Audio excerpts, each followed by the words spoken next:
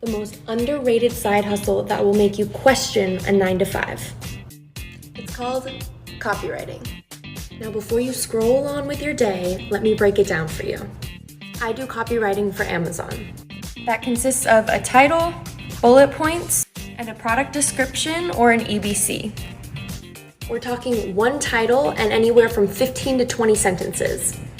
And guess how much I've gotten paid to do one single listing?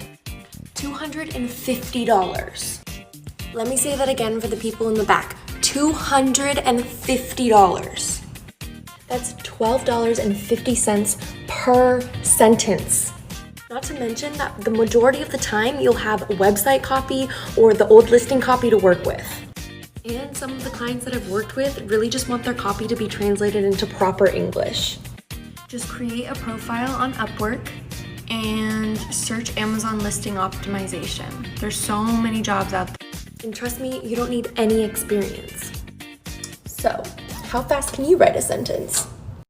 So if you've made it this far, please like, follow, and comment any questions that you have.